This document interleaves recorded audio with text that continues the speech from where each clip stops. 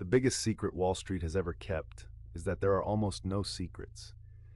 That sounds anticlimactic, I know, but hear me out, because understanding this one idea could save you from years of bad decisions and thousands of dollars in unnecessary fees. Every year, financial media runs headlines about hot stock picks, insider strategies, and the next big trade. And every year, the data tells the same story.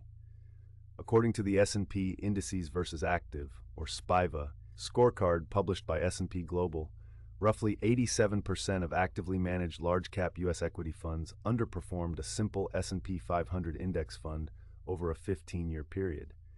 Not because the people running those funds were incompetent, because markets are genuinely hard to beat consistently, even for professionals with enormous resources. So what is the actual edge that exists for regular investors? It comes from something called factor investing, and it has been documented in peer-reviewed academic research since the early 1990s.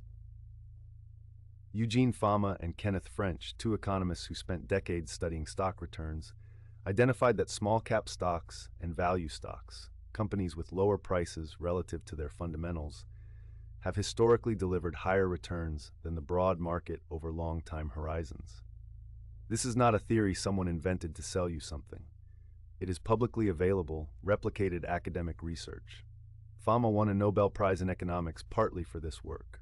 Now here is the catch, and this is where most people go wrong.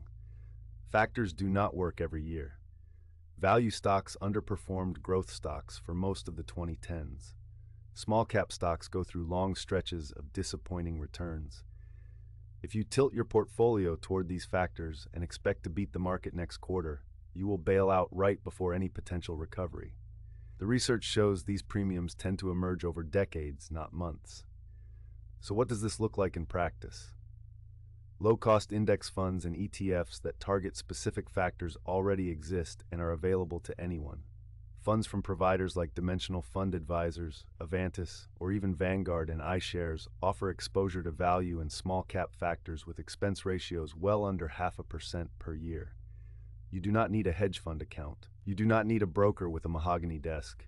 You need a brokerage account, a long-time horizon, and the discipline to stay the course when one part of your portfolio lags. What you should realistically expect is not guaranteed outperformance. No one can promise you that.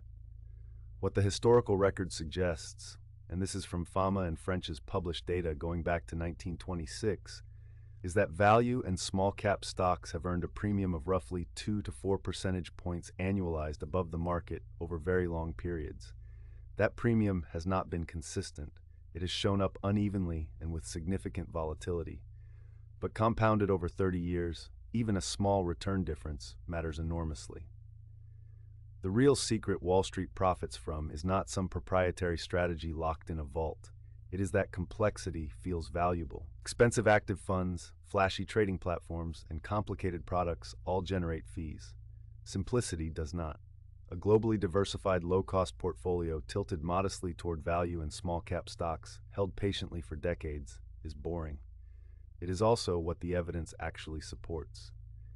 If you want to take one concrete step this week, look up the expense ratio on any fund you currently hold. If it is above 0.5% annually, spend 30 minutes researching a comparable low-cost alternative. That single number, the fee you pay every year, regardless of performance, is one of the few things in investing you can actually control.